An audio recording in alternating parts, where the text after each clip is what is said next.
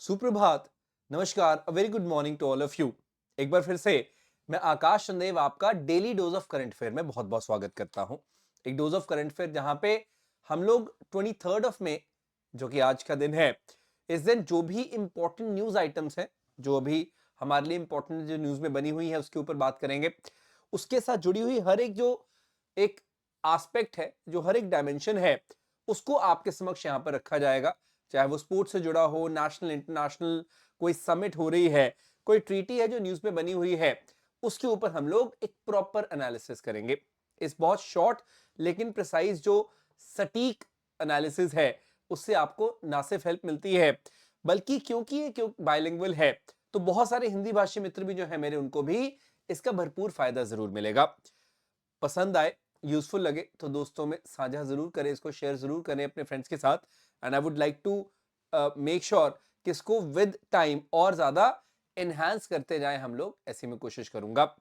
ना सिर्फ ये, आपकी डिमांड पे इस सेशन का जो पीडीएफ है बेटे, वो आपको टेलीग्राम चैनल यानी कि आकाश संदेव जीके बूस्टर जो टेलीग्राम चैनल है, जिसको आप टेलीग्राम पे या तो सर्च कर लो या फिर आप नॉर्मली यहां पर स्कैन कर सकते हैं, टेलीग्राम चैनल के ऊपर जा सकते हैं, वहां पे आपको इसका पीडीएफ पे मिल जाएगा। सो हर रोज सुबह 7 बजे इसी चैनल के ऊपर आपको daily dose of current affair मिल रही है। Make sure you subscribe to the channel as well. तो चलिए विदाउट फर्दर डू हम लोग इस सेशन की शुरुआत करते हैं, सेशन को स्टार्ट करते हैं। सबसे पहले कल यानी कि 22 मई का दिन था और हमने देखा कि एक बहुत इंपॉर्टेंट डे, यूनाइटेड नेशंस का जो मतलब अंतरराष्ट्रीय स्तर पे बहुत इंपॉर्टेंट डे माना जाता है, international day for biological diversity, यानी कि अंतरराष्ट्रीय जैव विविधता दिवस या जैव विविधता संरक्षण दिवस भी कई लोग बोल देते हैं, एक ही बात है। उसको मनाया गया, उसको ऑब्जर्व किया गया पूरे विश्व में। इंपॉर्टेंट है कि इस दिन मतलब 2024 के जो इंटरनेशनल बायोडाइवर्सिटी डे है या इंटरनेशनल डे ऑफ बायोडाइवर्सिटी है, इसकी थीम क्या थी? थीम थी be part of the plan. ये सबसे इंपॉर्टेंट होता है एग्जाम पॉइंट ऑफ व्यू से। इन ये जो दिवस होते हैं, महत्वपूर्ण दिवस या फिर इंपॉर्टेंट डेज आप इनको कह सकते हैं, इनकी थीम्स आपको एग्जाम में पूछी जा सकती है। So you should know the theme is be part of the plan. Very easy theme this is कि आपको इस प्लान का पार्ट बनना। तो इसका क्या एक आइडिया है वो मैं आपको एक बार बता देता हूं। Be part of the plan का एक बेसिक पॉइंट क्या है? ये थीम है basically, it is to call to action all stakeholders to halt and reverse the loss of biodiversity by supporting the biodiversity plans implementation. इसका मतलब बहुत सरल है कि जो भी स्टेक होल्डर्स हैं, जो भी बचा सकते हैं बायोडाइवर्सिटी को, बायोडाइवर्सिटी यानी कि जैव विविधता को, अलग अलग तरह के जीव हो, प्लांट्स हो, एनिमल्स हो, उनको जो बचा सकता है उसको बचाना चाहिए। जो भी इसकी संरक्षक के प्लान है, जो भी नियम वगैरह उसकी पालना करें और प्लान्स को इंप्लीमेंट होने में मदद करें, उनको लागू होने में मदद करें, ये बहुत ज्यादा इंपॉर्टेंट है। सिंपल सी बात है। सो ये बस याद रखिएगा, be part of the plan इस बार के बायोलॉजिकल डाइवर्सिटी जो डे होता है 22 मई को हमने मनाया, उसकी थीम रही। इजी। नेक्स्ट जो न्यूज आइटम है वो भी बहुत ज्यादा इंपॉर्टेंट है, would like to take care of that. ये ध्यान रखिएगा। अब यहाँ पे आपको पता है एंटार्क्टिक के बारे में, अगर नहीं भी पता तो मैं बता दूंगा, डोंट वरी। हमने देखा एंटार्क्टिक ट्रीटी कंसल्टेटिव मीटिंग जो है, एक बहुत महत्वपूर्ण मीटिंग होती है, बैठक होती है, उसको कोची में होते हुए देखा गया है। हालांकि स्टार्ट हो चुकी है, 30 मई तक चलेगी। तो आज के दिन जब हम बात करते हैं, 23 मई का दिन है, तो आज भी ये मीटिंग चल रही है। पहले तो आप ये चीज को ध्यान में रखें कि this meeting is going on, और क्योंकि ये कोची में हो रही है इसलिए बहुत ज्यादा महत्वपूर्ण है। इसके बारे में और बहुत सारे एस्पेक्ट्स हैं जिनके ऊपर मैं थोड़ी सी रोशनी डालूंगा एक एक करके। बहुत सारे पॉइंट्स हैं। पहले तो मैं आपको एक चीज बता दूं कि हम एंटार्क्टिक की क्योंकि बात कर रहे हैं, तो एंटार्क्टिक बेसिकली है कहाँ पे? हम लोग कई बार अर्थ की बात करते हैं बेटे, तो आप ध्यान से देखें, यहाँ पे हमारे पास क्या है? नॉर्थ पोल ऊपर की तरफ, और साउथ में क्या? ऑफ कोर्स साउथ पोल है, ये तो आपको पता ही है। ठीक है। Now what is more important is, अगर आप ध्यान से देखें तो ये साउथ पोल है, यहाँ पे क्या है? हमारे पास अंटार्कटिका है। आपको पता है बहुत ज्यादा वो पूरा जमा हुआ है, बहुत ठंडा एरिया है, दिस इज अंटार्कटिका। अब एक चीज मैं आपको बता दूं कि एंटार्क्टिक से जुड़ी हुई ये जो मीटिंग है जिसकी हम लोग बात कर रहे हैं, बेसिकली कंसल्टेटिव मीटिंग है, एंटार्क्टिक ट्रीटी कंसल्टेटिव मीटिंग है। इस ट्रीटी की भी बात करूंगा मैं। लेकिन एक इंटरेस्टिंग चीज है कि 2007 में भी ये इंडिया में मीटिंग हुई थी, ये न्यू दिल्ली में हुई थी, जैसे अभी कोची में हो रही है, वैसे 2007 में नई दिल्ली में मीटिंग हुई थी, उसी प्रकार से जैसे कि अभी यानी कि 2024 में ये मीटिंग हो रही है। तो कई सालों बाद भारत में दोबारा से ही मीटिंग हो रही है। इससे पहले कि हम लोग इस मीटिंग की बात करें, मैं थोड़ा सा आपको एक आइडिया देना चाहता हूँ एंटार्क्टिक ट्रीटी के बारे में। ये जो एंटार्क्टिक ट्रीटी है बेटे, एंटार्क्टिक संधि जो है, इसको साइन कब किया गया था? 1959 में। आपकी जानकारी के लिए मैं बता रहा हूँ, प्लीज याद रखिएगा। वॉशिंगटन डीसी यानी कि यूएस की कैपिटल में इसको साइन किया गया था। 1961 से ये इफेक्ट में है। 12 इसकी सिग्नेटरीज हैं। 12 कंट्रीज क्या है इसके सिग्नेटरीज है, उनको याद करने की जरूरत नहीं है, बस एक बेसिक सा आइडिया जान ले। बाद में जाके 2004 में इसका सेक्रेटेरिएट जो एक ऑफिस होता है वो भी बनाया गया। उसके हेडक्वार्टर्स कहाँ रखे गए? ब्यूनो एरिस, जो कि कैपिटल किसकी है? अर्जेंटीना। ये क्वेश्चन आपको जरूर आ सकता है कि जो एंटार्क्टिक ट्रीटी है, एंटार्क्टिक संधि है, उसके हेडक्वार्टर्स कहां पर हैं? तो उसके हेडक्वार्टर्स हैं ब्यूनो एरिस यानी कि अर्जेंटीना। एक एक चीज मैं बताता जा रहा हूं, प्लीज आप नोट करते रहें। हर एग्जाम पॉइंट ऑफ व्यू से बहुत ज्यादा आपके लिए इंपॉर्टेंट रहने वाला है। अब मैं इसके संदर्भ में ये भी बताऊंगा कि क्यों इंपॉर्टेंट है। ये जो हम लोग बात कर रहे हैं कि ट्रीटी कंसल्टेटिव मीटिंग है, इसमें क्या होता है, क्या इसके मायने हैं, हम लोग उसके बारे में बात करेंगे। सबसे पहले आप ध्यान में रखें कि India is going to play a very important role in facilitating the first ever focus discussions हैं। यहाँ पे पहले भी मीटिंग्स होती रही हैं, लेकिन इस बार हम बहुत फोकस कर रहे हैं किसके ऊपर? टूरिज्म इन अंटार्कटिका, यानी कि अंटार्कटिक का जो पर्यटन है उसके ऊपर फोकस किया जा रहा है। तो इस चीज को प्लीज ध्यान में रखें कि बहुत इंपॉर्टेंट है। और हमने क्या देखा? National centre for polar and ocean research जो है, जो हमारा गोवा में स्थित है, गोवा में बेस्ड सेंटर है, इसने भी मीटिंग्स में पार्ट लिया हुआ है। 30 मई तक ये पार्ट लेता रहेगा। This is one point we have to understand, very important. तो मीटिंग हो रही है इंडिया में, एंटार्क्टिक ट्रीटी, एंटार्क्टिक संधि की कंसल्टेटिव मीटिंग हो रही है इंडिया में। कहां हो रही है? कोची यानी कि केरला में हो रही है बेटे। और ये एंटार्क्टिक ट्रीटी जो है, एंटार्क्टिक संधि जो 1959 में साइन हुई थी, उसके ही रिलेशन में है। एंटार्क्टिक ट्रीटी का सेक्रेटेरिएट का है? ब्यूनो एरिस में। सारी चीजें आपको क्लियर हुई। एक चीज आप ध्यान में रखें, क्योंकि हम लोग एंटार्क्टिका की बात कर रहे हैं, तो आपको ये जानना बहुत जरूरी है कि इंडिया का भी एक प्रॉपर डेडिकेटेड एंटार्क्टिक प्रोग्राम है। जी हाँ, एक साइंटिफिक रिसर्च और एक्सप्लोरेशन प्रोग्राम है जो कि एनसीपीओआर के अंडर ही चलता है, जो कि गोवा में, अभी मैंने आपको उसके बारे में बताया। 1981 में जब भारत का पहला एंटार्क्टिक में एक्सपीडिशन गया था, तब से ये स्टार्ट हो गया था प्रोग्राम। और बाद में हमने एनसीपीओआर को तो 1998 में एस्टैब्लिश किया था। लेकिन आपको ये जानना बहुत जरूरी है कि भारत एंटार्क्टिक में बहुत ज्यादा रुचि लेता है। वो रुचि लेता भी क्यों है, उसके बारे में भी हम लोग बात करेंगे। Will certainly talk about that.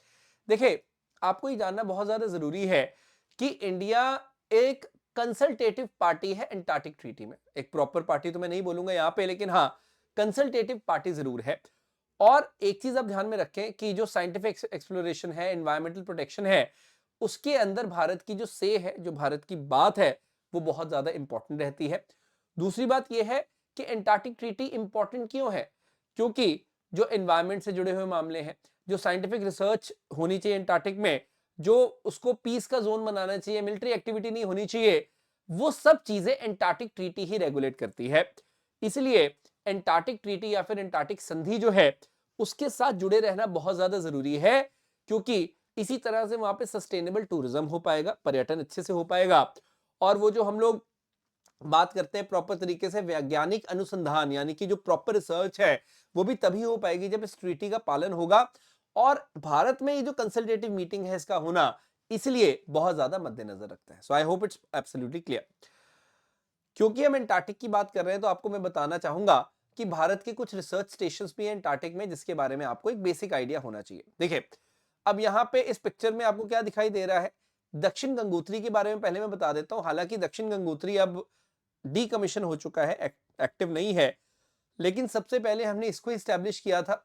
उसके बाद हमने मैत्री को इस्टेब्लिश किया, उसके बाद हमने भारती को इस्टेब्लिश किया।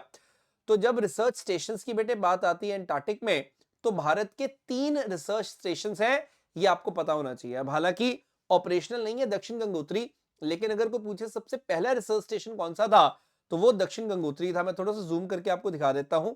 आई होप इट्स एब्सोल्युटली क्लियर। ये आपको दिख रहा है। नाउ हैविंग सेड दैट, जो एक बहुत इंपॉर्टेंट पॉइंट है उसके बारे में हम बात करते हैं, जो कि मैं अभी आपको बता ही रहा था कि दक्षिण Gangotri was first Indian scientific research station जिसको एस्टैब्लिश किया गया था। लेकिन प्रॉब्लम हुई कि आइस में सबमर्ज हो गया, वो डिफंक्ट हो गया। तभी हमने 1989 में मैत्री को बनाया। उसके पास हमने एक फ्रेश वाटर लेक भी बनाई, लेक प्रियदर्शनी, ये ऑफ कोर्स साउथ पोल के पास है। और भारती जो है वो लेटेस्ट रिसर्च स्टेशन है बेटे, जो 2012 से हमारा ऑपरेशनल है। तो आप कह सकते हो कि मैत्री और भारती जो है ये हमें बहुत हेल्प करते हैं एंटार्क्टिक रिसर्च के अंदर। आई होप इट्स एब्सोल्युटली क्लियर। तो मैंने आपको भारत के एंटार्क्टिक प्रोग्राम भी बताया, मैंने इस कंसल्टेटिव मीटिंग के बारे में बताया, मैंने एंटार्क्टिक ट्रीटी यानी कि एंटार्क्टिक संधि के बारे में भी बताया, कब ये साइन हुई थी, इसके सेक्रेटेरिएट कहाँ है। तो मैंने कोशिश की एग्जाम रिलेटेड जो भी चीजें हैं जो इससे आ सकती हैं वो हमने यहाँ पे कवर कर दी। सो एग्जाम में इससे ज्यादा कुछ नहीं पूछेगा, वो अगर पूछता है तो मैंने सारी चीजें यहाँ पे कवर कर दी है। ये पूछ सकता है कि एनसीपी पीओआर कहाँ है, तो इट्स इन गोवा, वो भी मैं आपको बता चुका। सो काफी सारी चीजें हमने यहाँ देख ली। मूविंग अहेड, अब देखिए ये सब नहीं कभी पूछेगा कि भाई कोची में किसने इनॉग्रेट किया उसको, ये सब चीजें कभी नहीं आती एग्जाम में। सो प्लीज बहुत मैच्योर होकर इसकी तैयारी करें। नेक्स्ट में बात करने वाला हूं एक बहुत इंपॉर्टेंट इंडेक्स की। बेटे हम लोग कई बार देखते हैं इंडेक्स होता है कोई भी, उसमें इंडिया का रैंक पूछ लेता है एग्जाम में, या वो कौन रिलीज करता है वो पूछता है। तो वर्ल्ड इकोनॉमिक फोरम जो है वो लेकर आता है travel and tourism development index, हर साल लेकर आता है। उसमें कंट्रीज की रैंकिंग निकलती है, भारत की भी रैंक निकली। तो इंडिया ने 39th रैंक जो है बेटे ग्लोबली इसमें हासिल की है। तो इंडिया की रैंक क्या है इसमें, इंडिया की रैंक है 39th। और भी इसके बारे में बात करेंगे हम लोग। वर्ल्ड इकोनॉमिक फोरम का ये इंडेक्स है, in collaboration with university of सरी है। हालांकि वो यूनिवर्सिटी का नाम कभी पूछेगा नहीं। क्वेश्चन दो तरह से आता है, या तो वो पूछता है कि किसने इसको रिलीज किया जो कि वर्ल्ड इकोनॉमिक फोरम है, या पूछता है इंडिया का रैंक क्या है जो कि 39 रैंक है। अब ये पूछेगा नहीं आपसे, लेकिन मैं आपकी क्लैरिटी के लिए बताना चाहता हूं फिर भी, बिकॉज मुझे ऐसा लगता है कि इससे आपको और ज्यादा एक अंडरस्टैंडिंग बनती है कि भाई फ्रेमवर्क क्या होता है, इनेबलिंग एनवायरनमेंट कैसा है, ट्रैवल एंड टूरिज्म की पॉलिसीज कैसी हैं, इंफ्रास्ट्रक्चर कैसा है, रिसोर्सेज कैसे है, सस्टेनेबल है कि नहीं है, इन सब चीजों पे देखा जाता है। तो आप यहाँ पे देख सकते हो अलग अलग पैरामीटर्स दिए हुए हैं, but what is more important is कि आपको बस एक बेसिक आइडिया हो बेटे कि किस तरह से हम लोग इस इंडेक्स को डेवलप कर रहे हैं, that is also fine. Now what is more important is कि यहाँ पे जब रैंकिंग आती है, कभी भी रैंकिंग आती है, तो वहां पे रैंक्स में हमने क्या देखा बेटे, रैंक 1 किसका, यूएस का है, फॉलोड बाय स्पेन, फिर है जापान, फ्रांस, ऑस्ट्रेलिया, ये सब कंट्रीज हैं। एक इंटरेस्टिंग चीज है कि टॉप 10 कंट्रीज में एशिया की जापान जो है और चाइना है, इसको भी देखने को मिला। बाकी तो आप देखोगे मैक्सिमम मतलब यूरोप की कंट्रीज हैं, या फिर ऑस्ट्रेलिया है, या यूएस है। लेकिन एशियन जो दो कंट्रीज हैं वो आपके समक्ष है, काफी इंपॉर्टेंट है। भारत को जो रैंक मिला है 39th रैंक मिला है, यहाँ पर आप देख सकते हो भारत जो है 39th रैंक। बहुत इंटरेस्टिंग है, मलेशिया भारत से बेटर कर रहा है, टर्की तो चलो बेटर कर ही रहा है, यूएई जो है टॉप 20 में है, इंडोनेशिया 22 रैंक पे है, सिंगापुर कोरिया टॉप 15 में है। हालांकि आपको ये याद नहीं करना, बट ऑफ कोर्स मैंने जस्ट आपको बताया to have a reference point. तो आपने बस ये ध्यान में रखना है कि इंडिया का रैंक क्या है 39। मैं फिर से लिख देता हूं, इंडिया का ये जो अभी ये जो इंडेक्स आया है इसमें 39th रैंक है। वर्ल्ड इकोनॉमिक फोरम ने ये इंडेक्स को रिलीज किया है। किस इंडेक्स की बात हो रही है, ट्रैवल एंड टूरिज्म जो डेवलपमेंट इंडेक्स की हम लोग बात कर रहे हैं। India has a long way to go, लेकिन हम पहले से काफी बेहतर कर रहे हैं, ये मैं यहाँ पे बताना चाहूंगा। तो आप बस एक चीज नोटिस करो कि जब भी हम लोग ये हम यहाँ पे कभी भी बात करते हैं इन माइनर से पॉइंट्स की, तो एग्जाम में आपको कभी भी प्रॉब्लम नहीं होगी अगर आपने अच्छे से इसको पढ़ा है तो। मतलब if you have done good job in reading that, तो मुझे ऐसा लगता नहीं कि कभी आपको एग्जाम में दिक्कत आएगी कि भाई इसको कैसे वो करना है, ये आप ध्यान में रखिएगा। सो आई ऑलवेज सजेस्ट यू कि आप थोड़ा बहुत चीज़ों को अंडरस्टैंड करके ही पढ़ें, रटने की कोई ज़रूरत नहीं है। If you have studied it nicely then you will be absolutely fine with this, ये आप ध्यान में रखें। क्लियर हो गया इतना? So any particular points if you feel कि सर समझ में नहीं आया, तो आप मुझे कमेंट करके बता सकते हैं। एंड आई रियली होप कि मतलब ये सारे जो चीज़ें हैं, चाहे क्रैमिंग वाली चीज़ें हैं, बट स्टिल ऐसा नहीं होगा कि आप इनको भूल जाओगे। You will be in a position to understand them precisely. Anyways moving ahead, आगे बढ़ते हैं।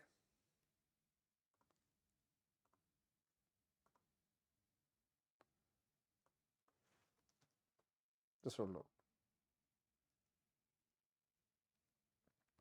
तो ये टॉप की कंट्री आपको पता चल गई बेटे। ये now you know about US कि भाई स्पेन वगैरह जैसे, क्योंकि टूरिस्ट हब माना जाता है ग्लोबली, स्पेन को काफ़ी लोग पसंद करते हैं, तो उसको बीट करना बहुत मुश्किल था, बट यूएस ने वो किया है, ये काफ़ी इंपॉर्टेंट है। मूविंग अहेड, मैं बात करने वाला हूँ यहाँ पे वियतनाम एक कंट्री है, of course south east Asia में आसियान कंट्री है। इसके नए प्रेसिडेंट का नाम बस याद रख लो, इनका नाम है तोलाम। तो तोलाम ने अभी एज्यूम किया ऑफिस, कल ही ये मतलब एज अ प्रेसिडेंट इन्होंने एज्यूम किया ऑफिस, तो ये बहुत ज्यादा इंपॉर्टेंट है। तो सवाल ये आता है कि तोलाम जो है वो कहाँ के राष्ट्रपति बने हैं, तो वियतनाम के राष्ट्रपति बने। अब देखो वियतनाम एक कंट्री ऐसी है, ये साउथ चाइना सी है, इसके ऊपर बहुत लंबी कोस्ट है, इसकी कोस्ट लाइन काफी लंबी है। एक तरफ इसका बॉर्डर जो है लगता है किसके साथ, चाइना के साथ। इधर आप देख सकते हो बहुत बड़ा लाओस के साथ बॉर्डर लगता है और इधर कंबोडिया के साथ बॉर्डर लगता है। तो इसके लैंड बॉर्डर ये 3 कंट्रीज के साथ ही लगते हैं। I hope you know that.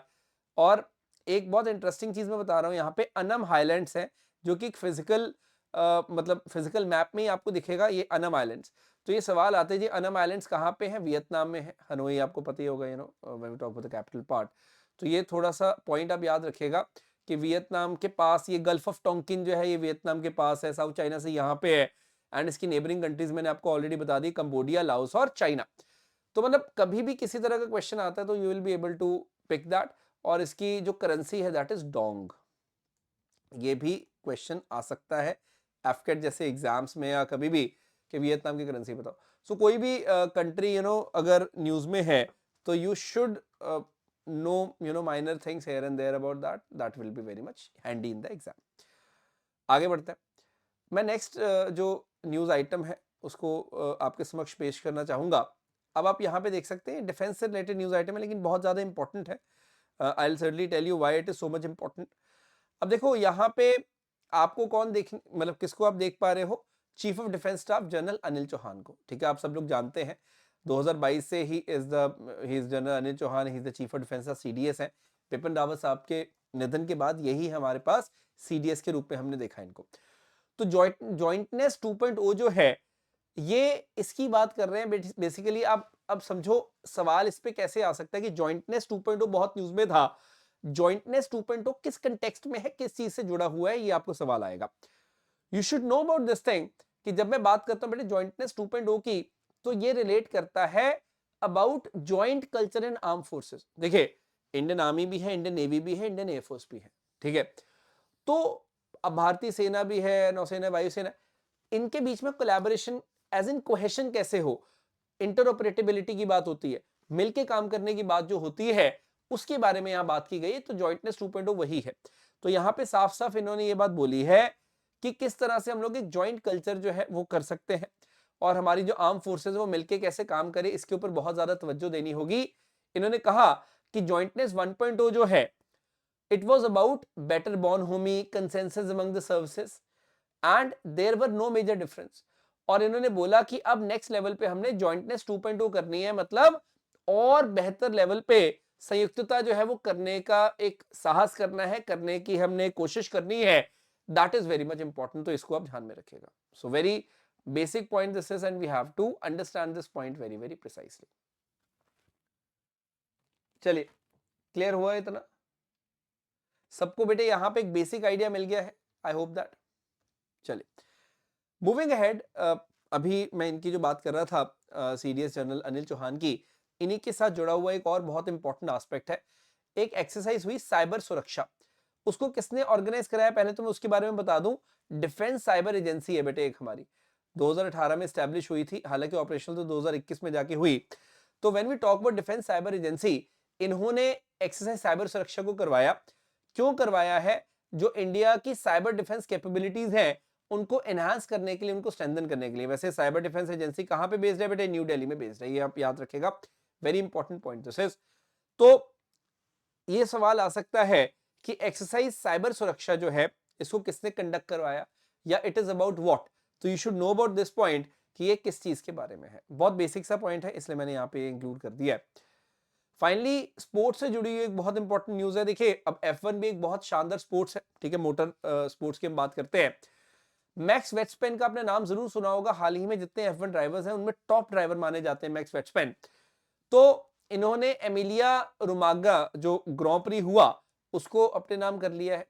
सबसे इंटरेस्टिंग क्या है कि इस सीजन में टोटल इनकी 7 रेस हुई हैं F1 की, उनमें से 5वीं जीत है इनकी, ये बहुत बड़ी बात है। तो मैं आपको बताना चाहूंगा, जैसे सीजन जो है इन लोगों का मार्च में स्टार्ट होता है, तो मार्च में जब सीजन स्टार्ट हुआ तो उसी समय से हमने देख लिया कि इन्होंने जीत का जो परचम है उसको बुलंद कर दिया था बेटे।